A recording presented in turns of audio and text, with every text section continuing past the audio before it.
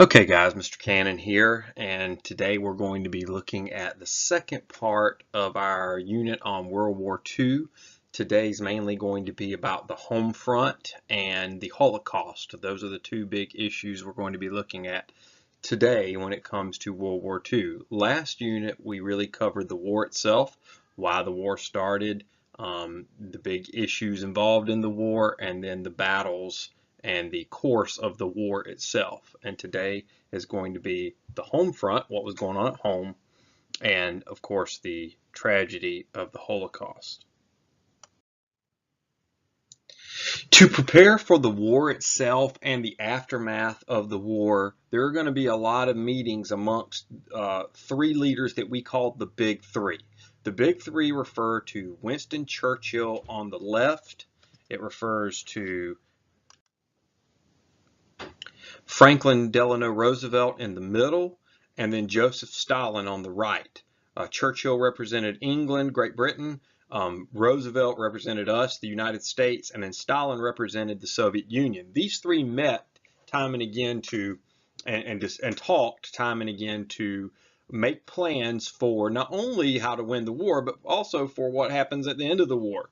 Because the truth is, Stalin, whose people had taken a lot of casualties, the Soviet Union, the Russians really took the majority of the casualties in this war. And so as they lost so many men, Stalin, and his people are going to feel like they are owed something as a result. Now, obviously, we have big disputes with the Soviet Union. And Stalin himself, we had our big problems with him. We didn't fully know it at the time. We knew Stalin was a bad dude. We didn't know quite how bad he was. But Stalin killed 20 million of his own people.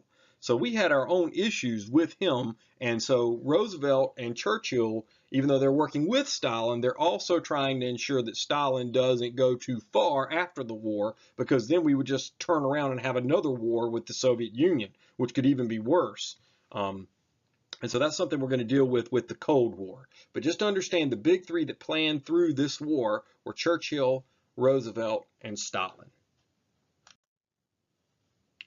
Okay, so one of the first things we want to talk about when it comes to the home front is the mobilization effort. To fight this war, what the Roosevelt administration understood was it was going to take total war mobilization of every aspect of our country. The economy had to be completely revitalized and remobilized.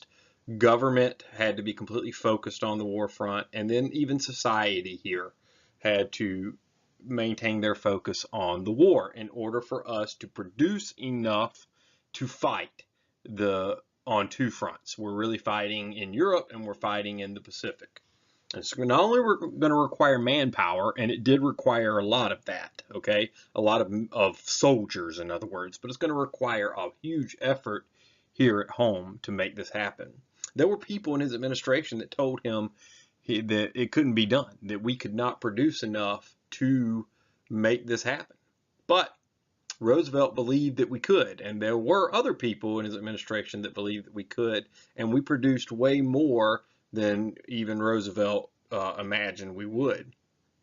Private industries, private companies are going to have to convert their efforts into supplying this war. This is not something that any of us are really familiar with. We haven't had a situation like this in our lives, to be honest with you. So it's hard for us to imagine how the effort it would have taken every individual in the late 30s and early 1940s to produce what we needed to produce. In the late 30s, of course, and around 1940, we're producing not for our own war effort, but for the effort in Europe. And then, of course, once we go to war in 1941, we're producing for ourselves to fight. Ordinary Americans are going to do a lot of different things to help the war effort, from buying war bonds. War bonds were basically a way that you could allow the government to borrow money up front, and then you would get that money back with interest over time.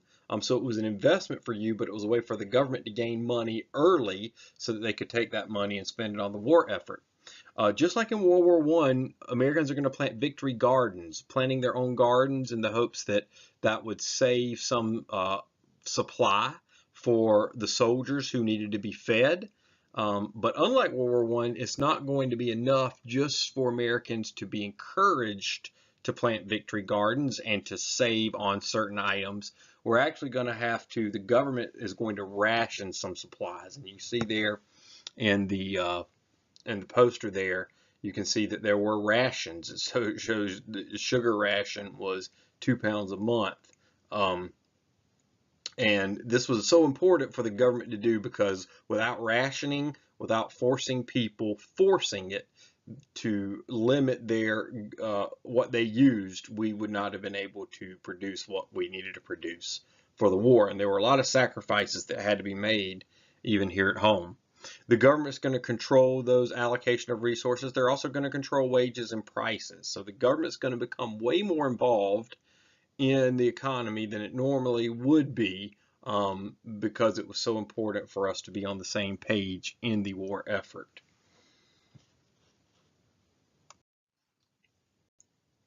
All right, let's look at the role of women in the workforce during World War II. Now, obviously, prior to World War II, women did not really work outside of the home. The majority of women did not.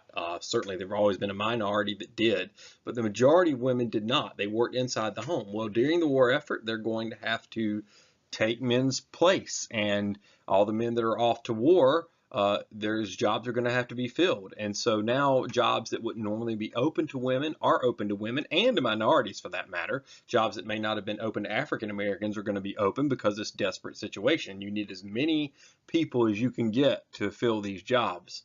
And so they're going to take their place in these wartime industries. Women are also going to be allowed to perform some support positions in the military. They're not actually combat, obviously, but they're going to perform support positions in helping the military, obviously.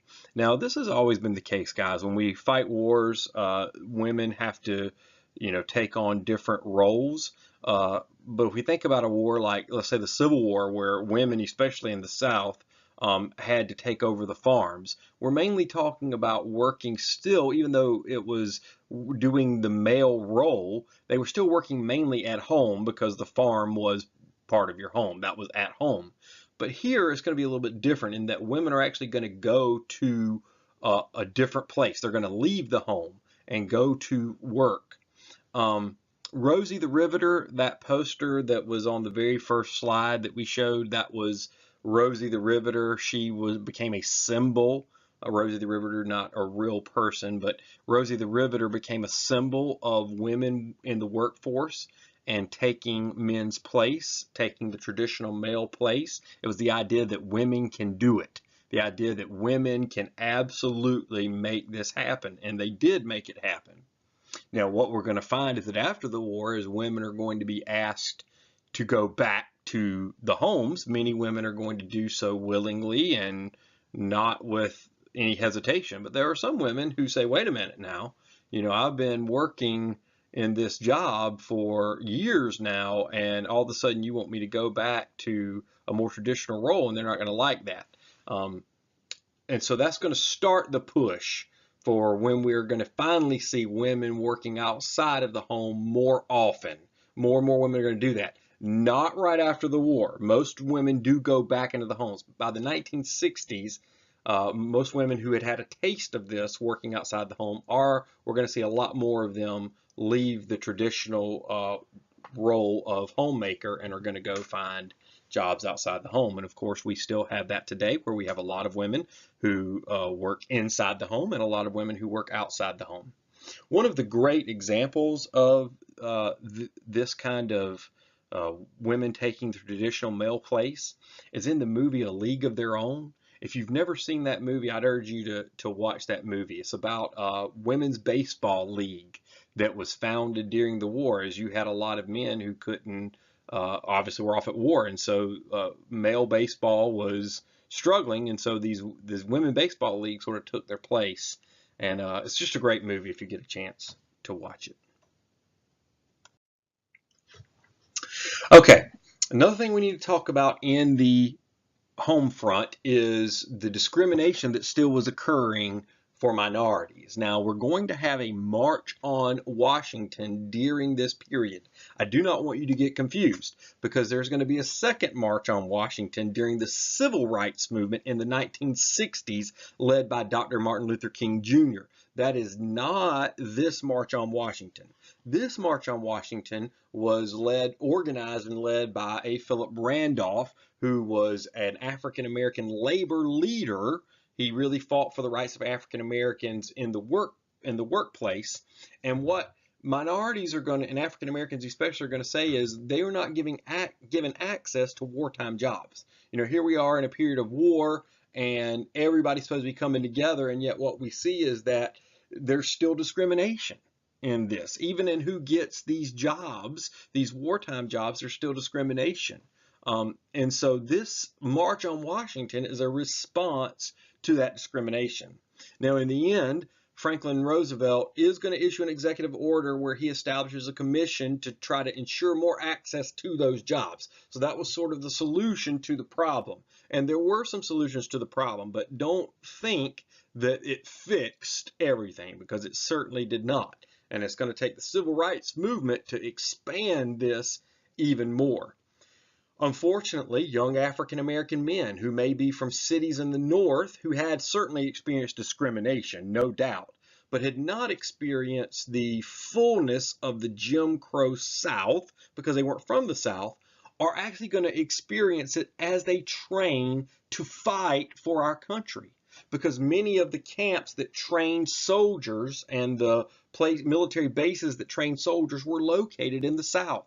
So many of these young African American men, young men who were from the North, had to come train in places in the South, and it's here in the South that many of them for the first time are going to experience the terrible harshness of Jim Crow laws here in the South during their training. And that's going to be a tough pill to swallow. In fact, the civil rights movement is going to partly be about the fact that you had so many people fighting and dying for their country, and yet were being discriminated against as they're doing so. And so that is, as soldiers come back home, as people come back home from this war, young African American men, some who've seen their friends die, are going to say this isn't right. And that's where we're going to see an even bigger push for that civil rights movement. Okay, let's talk about another major negative of the home front during the war, and that is, of course, Japanese internment camps. Japanese, of course, we were at war with Japan. Japan had attacked us at Pearl Harbor, Hawaii, and many Americans are going to start viewing Japanese Americans very suspiciously. And you had a heavy Japanese American population out in the western part of the country. And it's going to be out there in California and in the western states that you're going to see a lot of Americans, including our own government, begin to view people of Japanese ancestry suspiciously. These could be first-generation Japanese Americans, but in some cases it was not. It was second, third-generation Japanese Americans. And we're going to enact a policy that basically forces these Americans of Japanese descent to sell their homes and their property and move into these internment camps where we could keep an eye on them and make sure they were not spies. This is a terrible, terrible mark in American history. Sadly enough, the Supreme Court is going to rule in favor of the government and say that these internment camps were completely legal and justified. Of course, we know they were not justified, and it should not have been legal, even though the Supreme Court ruled that it was. You can see in the background there, the photograph, that would be examples of some of these camps, some of these internment camps with just building after building where these families would be piled into these areas and forced to live there. I mean, it was a terrible thing that the government and the American people did to these other Americans, because they were Americans, and that's what we tended to forget. We see this all throughout wars. German Americans were targeted during World War I. We certainly, after 9/11, saw Muslim Americans and people of Middle East ancestry targeted by some. It wasn't nearly to the extent that Japanese Americans were. Fortunately, it wasn't to that extent where they were removed in large numbers from their homes. But this is something that is a part of our history that we have seen over and over and over again, that when we go to war, we tend to have fear of the other, fear of the Americans who may be of ancestry of the place we're at war with. And that's unfortunate because that is not an American value. And hopefully we're getting better at that. Okay, and we're just going from one negative to another, an even worse negative here. And that is, of course, the Holocaust. One of the lasting legacies of World War II was the genocide of millions of Jewish people and other people for that matter.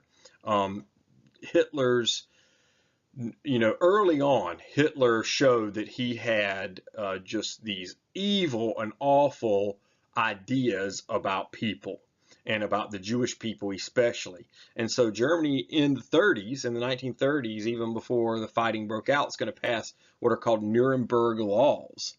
These laws are going to discriminate against Jewish people. It's going to make rules about who they can marry and things they could do.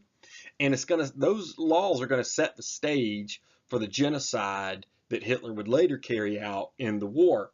Now, guys, just to be clear here, the German people are going to be complicit partly in this, and this is always a controversial topic. How much did the average German person, how responsible were they for the Holocaust? And there is a famous book called Hitler's Willing Executioners about ordinary Germans in the Holocaust that you can read. It's a pretty long book, but it's an interesting book because it gives one side of that issue. There are other people that say the German people were completely fooled by Hitler. I think the truth is somewhere in the middle, that the German people were certainly at least partly responsible. How responsible, that's up for you to decide.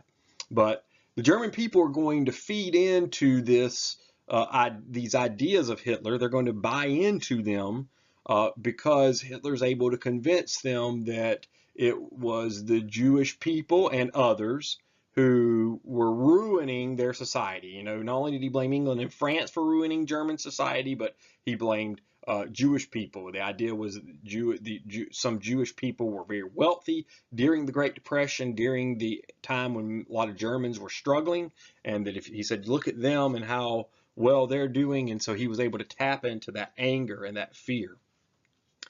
And then, of course, we have Kristallnacht, or the Night of Broken Glass, which is going to be really the big major wave of violence that's going to break out in the late 30s against the Jewish people. It's going to happen in Germany. It's going to happen in Austria. It's going to happen in parts of Czechoslovakia, areas that Hitler controlled. But we're going to see this sort of ramp it up. So we got the Nuremberg laws, and then we have this Night of Broken Glass, or Night of Crystal is what it literally meant. But that ramped it up even more, which is going to set the stage for the final solution, which we'll talk about in a minute. But during this night of violence, these nights of violence, we're going to see Jewish businesses targeted, Jewish people targeted, and just awful things, violence happening to these people. What was going on in the world that we didn't stop this from happening? I think specifically about the United States, because we view ourselves as a country that does the right thing in these situations and will go out and help people who are being targeted by these fascist regimes. We did very little. Most of the world did very little to stop this. One of our biggest mistakes, we had a lot of them, but one of our biggest mistakes was we had closed our borders to immigration. Now, think about our point of view. So we did have a point of view, even though we messed up big time here. But our point of view was we're going through the Great Depression, jobs are limited. If you let more people into the country, you're going to have more competition for jobs, and that obviously is a problem when you don't have very many jobs to begin with. The issue with that is that we knew that Hitler was doing some of, we didn't know the extent, but we knew some of this. Our government knew some of the things that Hitler was doing. and we didn't open our borders anymore, we could have saved people. Other countries could have saved people. And certainly there were people throughout the world who were, individuals especially, who were saving as many people as they could. You may know some of those famous stories. But countries did very little. It took individuals making those decisions. And the United States certainly, I don't know how many we could have saved, but we could have saved a lot of people had we opened our borders. The Jewish people were trying to get out. They were trying to flee, and there was nowhere for them to go. And then, of course, we have Hitler's final solution, which was towards the end of the war. It was an effort. This is where the majority of Jewish people are going to be exterminated, going to be killed. In horrific scenes, guys, just horrific. You know some of the stories of the Holocaust, of the gassing of Jewish people, of the emaciated look of many of them as they had been starved, and then just shot and killed on the spot. Just terrible situation here. But as the war was coming to a close, and especially as Hitler saw things closing in on him, he ordered more and more of this to happen.